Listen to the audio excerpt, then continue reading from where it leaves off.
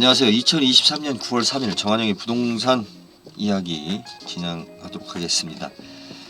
이번 시간에는 그 주택연금에 관련해서 좀 이야기를 하려고 합니다. 일전에도 이야기를 드렸는데 재건축이 어려워지는 이유 중에 하나가 주택연금이다. 우리 이제 소위 말하는 58년 개띠부터 해서 주르륵 그 이제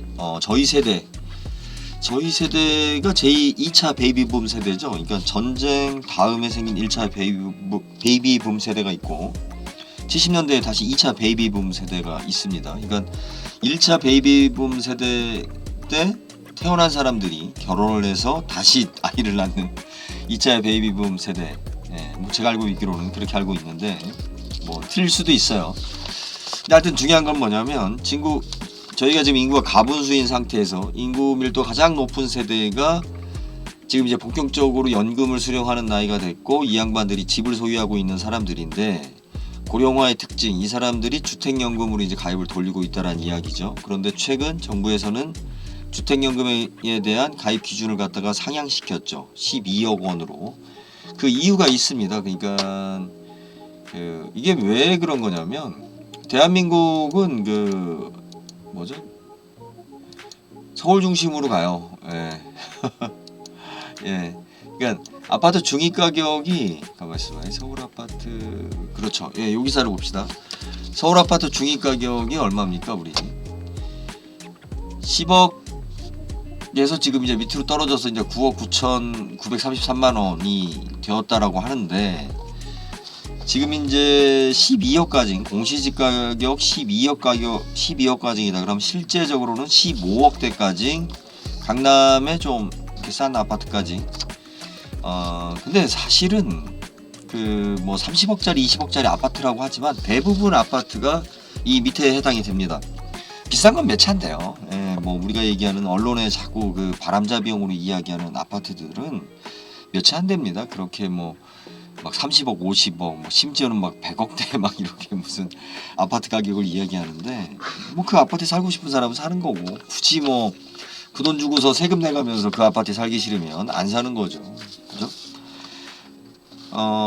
대부분 서울 지역 기준으로 해서 그 아파트에 해당이 된다. 그러면 이 의도가 뭐냐? 주택연금을 활성화시키기 위한 것이겠죠. 예, 노인들의 노후 복지를 위해서. 그런데 제가 보기에는 아파트값에 대한 그 조정을 위한 연착륙을 위한 수단이다. 네, 이렇게 되면 재건축이 진짜 어려워진다. 재개발 재건축이 진짜 어려워지고 아파트가 실질적으로 그 신규로 공급되는 그죠? 네, 신규 분양이 되는 경우 말고는 점점 아파트가 그 이제 슬럼화되는 거죠. 연식에 맞게. 어떻게 보면 이게 맞는 거죠. 점점 오래된 물건은 소득 수준이 낮거나 나이 먹은 사람들이 쓰고 새로운 집 비싼 집은 돈이 많거나 젊은 사람들이 이제 새로 분양받아서 또 들어가고 집이라는 게 되게 보면 이제 그런 구조죠.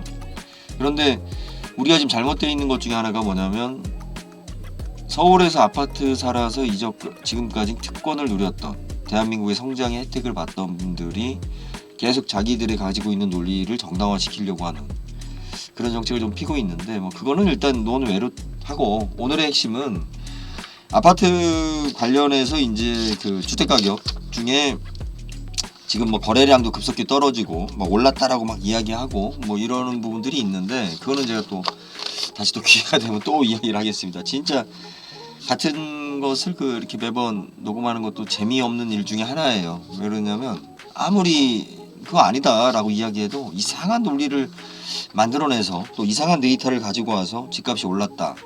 집값이 오르는 건 맞아요. 집값이 오르는 건 맞는데 자꾸 분양가하고 집값하고 혼돈하지 마라. 분양가가 오르는 거지 집값이 오르는 건 아니다. 그러면 집값이 오르는 거는 왜 오르느냐? 이게 또 반복되는 이야기인데 인플레이션입니다. 그냥 인플레이션.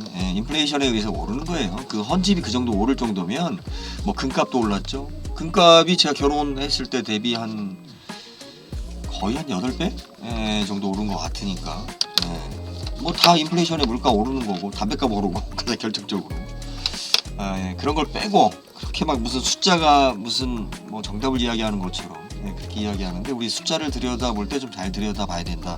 일단 오늘 핵심 이야기 서울 아파트 중위 가격이 이제 10억대입니다. 10억대인데 공시지가 가격으로 12억까지 우리가 10월 달부터 주택연금에 대한 가입 기준을 올린다고 합니다. 그런데 공시지가 기준이기 때문에 우리가 그 공시지가하고 실제 거래가하고 이야기했을 때 또 호가까지 이야기한다면 한 15억대 아파트까지는 주택연금에 해당이 될 수 있다라고 보는 거죠. 그렇게 되면 많은 사람들이 주택연금으로 돌아 쓴다는 거죠. 예, 어차피 뭐 잘 팔리지도 않고, 예, 뭐 자식들이 돈 주기 어려울 것 같고, 뭐 내 노후에 또 추한 모습 보이기 싫고, 오래 살 것 같고, 오래 살고 싶고, 예. 그렇다고 해서 이제 나이 먹어서 시골에 갈 곳도 없고, 예, 시골이 옛날의 시골이 아니죠. 예, 10년 전하고 지금하고 굉장히 달라졌습니다. 제가 쓴 책 전원마을 염장지르기, 예, 책이 있어요. 나름 평가는 좋았습니다.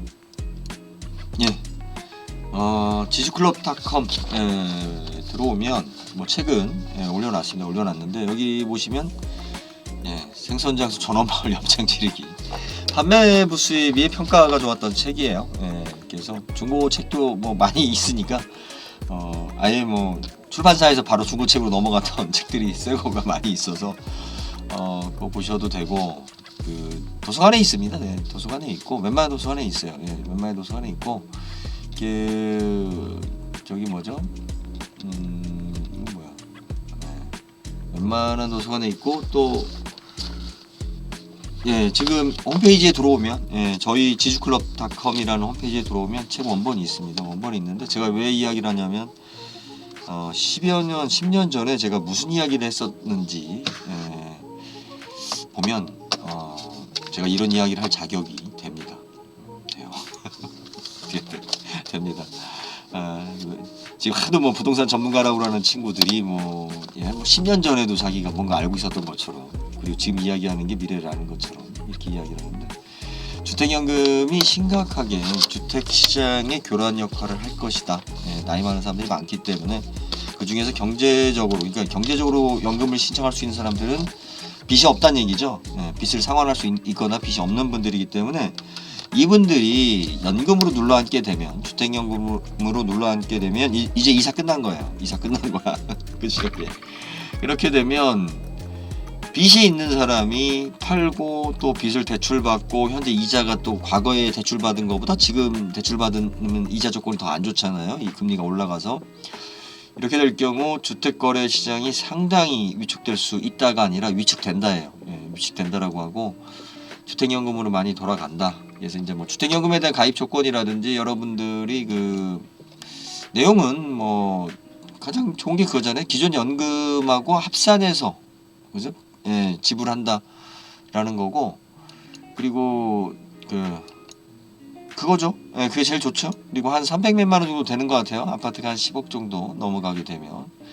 그리고 이제 금리 이자라든지 이런 게 제가 알고 있기로는 2%로 계산하는 것 같아요. 그러니까 여러분들이 대출을 지금 뭐 4% 5%짜리 받아서 하는 것보다 그냥 주택연금 가입해서 안정적으로, 또 집값이 더 오른다는 보장이 없으니까 더 떨어질 수도 있잖아요. 2%로 이렇게 쭉 받아가면 그 지역의 아파트는 이제 나중에 어떤 현상이 생기냐면 주택연금 기준으로 이제 거래가 되겠죠. 무슨 이야기냐면 주택연금 가입한 사람들이 돌아가시고 난 다음에 그 물건이 매물로 나왔을 때, 그죠? 매물로 나왔을 때 일반 거래하고 다른 상황이 펼쳐진다는 거죠. 그러니까 주택연금을 가입한 사람들이 많으면 많을수록 그 지역의 아파트 값은 이제 오르는 것은 불가능해진다라는 거죠. 점점 그냥 평준화되는 거죠. 뭐 그냥 평준화되고. 그래서 아무튼 주택연금이 복병이다. 그리고 부모님들이나 이렇게 보셨을 때 지금 10월 달에 아마 많이 밀릴 거예요. 근데 아직도 주택연금에 대해서 인지도가 지금 낮기 때문에 지금부터 요번 추석 때 좀 알아보시고, 부모님 계시면 주택연금으로 많이 고민을 좀 해보실 필요가 있습니다. 그 부양에 대한 문제도 있고, 나중에 이제 특히 이제 서울 지역 같은 경우는 우리 상속, 증여, 그런데 예전에는 또 자녀가 많으니까 자녀별로 이렇게 뭐 인별로 공제하거나 전체로 공제하거나 했을 때 우리 아파트 한 채 서울에서 아파트 한 채 물려주는 것은 뭐 세금하고 전혀 문제가 될 게 없었어요. 없었는데 시간이 지나면서 이제 이 상속세 부분도 분명히 변동이 있겠지만 그래도 미리미리 준비하는 게 낫다라는 얘기를 좀 드리고 싶고요. 어찌됐든 이제 그 주택연금에 대한 확대가 근데 지금 보니까 기사가 많이 안 나오는 것 같아요. 예, 많이 안 나옵니다. 7월 달이 지금 아파트 가격이 가장 많이 거래가 안 됐다고 그래요. 무슨 뭐 휴가철이고 뭐고 이런 부분도 있었지만 어찌됐든 많이 거래가 안 됐다. 그리고 아직 언론에서는 뭐 아파트 값이 올랐다 뭐 했다 막 이런 이야기 하는데 와 진짜 막 그런 이야기 들을 때마다 역겨워요. 예. 왜 그러냐면 그 아파트에 대한 우리 금하고 틀리죠. 같은 단지에서도 같은 동호수에서도 상당히 그 개별 물건마다 그 정확한 가격이 아니다라는 거죠. 여러 가지 변수 요소가 있기 때문에 그것을 감안하지 않고 툭하면 조금만 방심하면 자꾸 올랐다라는 이야기를 자꾸 많이 해요. 네. 지금 올랐다라는 이야기가 도움이 되는 것은 뭡니까? 내년에 뭐 공시지가가 올라가면 모를까. 올해 공시지가가 작년 기준으로 좀 내렸죠. 네, 아파트 같은 경우 좀 내린 걸로 알고 있는데 뭐 오른 지역도 있겠지만 그 일단은 어찌 됐든 공시지가 기준으로 일단 주택연금에 대한 기준으로 본다라고 했을 때 공시지가가 오르는 것이 내가 월 수령액이 많다. 예, 이런 부분들 좀 생각하셔야 될 것 같고 어차피 뭐 또 괜히 같은 이야기 반복입니다. 동호 반복인데 그 웬만하면 자녀분들이 주택연금 서둘러서 신청해 주시는 게 낫다라는 얘기 좀 드리고 싶고 내년에 공시지가가 내릴 수 있다라는 것이 아니라 내릴 가능성이 높다라고 이야기를 해야겠죠. 정부 입장에서는 공시지가를 올리는 것이 세수 확보에 중요한 역할이긴 하지만 뭐 시장 자체가 이렇게 계속 안 좋은데 뭐 세금을 올리게 되면 또 총선도 앞에 두고 반발도 있지 않을까요? 공시지가 부분은 좀 민감한 부분이 좀 있죠. 세금에 직접적으로 영향을 주니까. 그런데 이제 뭐 다들 별 생각 안 하고 살죠. 에이 뭐 세금 걱정할 정도 되면 뭐 부자 아니냐 뭐 이렇게 생각하시는데 부자 아니어도 저처럼 세금 걱정, 세금 때문에 하는 경우가 생길 수 있습니다. 그래서 지금은 뭐 그냥 좀 이 내용을 좀 구체적으로 뭐 이것저것 이렇게 다루려고 했는데 그럴 의미는 없을 것 같아요. 어차피 여러분들이 뭐 필요하시면 찾으면 되니까. 그래서 10월 달이죠. 10월 달부터 주택연금에 대한 기준이 오른다. 그죠? 10월 달부터 이제 지금 마우스로니까 10월 12일부터입니다. 10월 12일부터니까 추석 연휴 끝나고 많은 분들이 그렇게 하겠죠. 그렇게 되면 매물이 줄겠죠.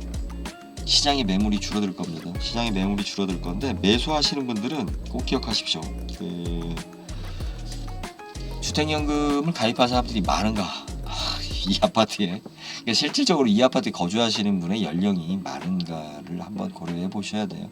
특히 젊은 분이 들어가시려면 힘들어요.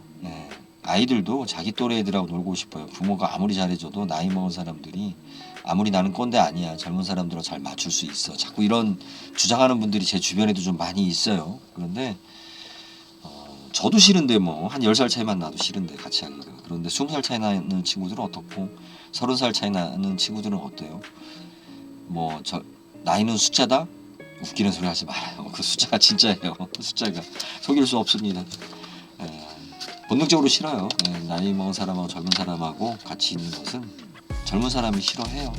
그걸 뭐 그런 인식을 깨야 된다? 그런 거 본능이라니까. 애기들도 자기 또래들하고 애기들끼리 놀고 싶지 어른들이 개입하는 거 싫어합니다. 왜? 자기들의 삶이니까. 그래서 주택연금이 거듭 강조하지만 본격적으로 시작되는 10월 12일부터는 여러분들이 주택연금에 부모님이 가입을 하실 수 있는지 그리고 웬만하면 가입할 수 있으면 가입을 하셔라 라고 이야기를 좀 드리고 싶고요. 그리고 주택연금 가입이 주택시장에 주는 절대적인 영향력이 상당히 크다. 왜? 계속 주택연금 가입자가 급격하게 늘어날 거고 그 사람들이 대부분 지금의 우리가 이야기하는 386 세대들까지 이제 진입하게 되면 이 사람들이 되게 열심히 살았던 양반들이고 빚을 지는 것을 되게 트라우마로 여기는 사람들이 많아요. 그리고 그 나이 때 되면 빚 정리를 좀 많이 한 상태에서 연금 수령과 주택연금 또 자식에 대해서 내가 자녀가 저희 부모님 세대만 해도 저희까지만 해도 보통 한 3명, 2명 그런데 지금 현재 386 세대들이 이제 본격적으로 연금을 받으면서 지금 이제 연금 받는 나이들이죠. 386 세대가 연금을 받으면서 이 사람들은 자녀가 한 명, 두 명이란 말이에요. 그리고 자녀들이 실질적으로 취업이라든지 생활에 이렇게 자리 잡은 경우가 많지 않기 때문에 본인들이 경제적인 어떤 것도 누리고 싶고 또 시골로 가기 어려운 나이에요. 지금 386 세대보다 조금 빨랐던 그 앞에 세대들 같은 경우만 해도 시골로 갈 수 있는 여력이나 여건이 충분히 있는 세대예요. 시골에 집도 있고 자기 기반도 있고 또 농사일을 좀 할 줄도 알고 그러니까 교류할 수 있는 이런 시대가 있었다라면 제가 전원마을 염장지기를 쓸 때 10년 전에는 그런 세대들이 은퇴를 했고 지금 은퇴를 하는 세대들은 시골에 가서 자기가 막상 뭘 할 수 있을까 알 수 없는 어려운 세대고 다시 10년 후인 저희 세대까지 오면 저희 세대는 시골이 고향으로 생각하는 세대가 아니에요. 초등학교 때 이미 다 도시로 나왔기 때문에 초등학교 때 올림픽을 한 세대이기 때문에 그때부터 도시화 물결이 전국토가 급격하게 바뀌었기 때문에 그런 게 좀 있습니다. 그래서 이 시대나 세대 그리고 사회적인 분위기 그리고 우리가 실제적인 거래 내용들을 분석하지 않고 자꾸 제가 지금 이 방송을 시작하면서도 굉장히 사실 하기 싫었는데 이제 어쩔 수 없이 이제 열심히 해야 돼요. 그런데 그 본론을 모르는 사람들이 자꾸 숫자 이야기를 해요. 그죠? 숫자 이야기가 우리 단순하게 설명하기는 좋아요. 단순하게 결과물적으로 그리고 이 숫자대로 이렇게 간다. 이것처럼 무식한 얘기가 없어요. 그리고 여기서 조금 배웠다는 놈들이 일본 얘기하고 서방 이야기하고 자꾸 이딴 소리 하는데 중요한 거는 우리 실체 내부를 볼 수 있는 식견이 있어야 돼요. 그래서 주택연금이 똑같은 연금 20도 반복하네요. 주택연금이 12억으로 오른다. 12억으로 오른다. 그리고 주택시장이 더 위축된다. 매물이 더 많이 줄어들면 매수가 더 많이 살지 않겠냐라고 생각하시는데 매물 매수를 주도했던 세대들이 주택연금을 이제 돌리는 시점이에요. 그렇습니다. 기억하셔야 돼요. 10월 12일입니다. 그래서 이번 추석 때 부모님, 형제간에 한번 상의해 보십시오. 주택연금에 대해서. 저도 제가 부모님 부양할 능력이 안 돼서 근데 이제 저희 시골은 집값이 얼마 안 나가서 여기까지 하겠습니다. 감사합니다.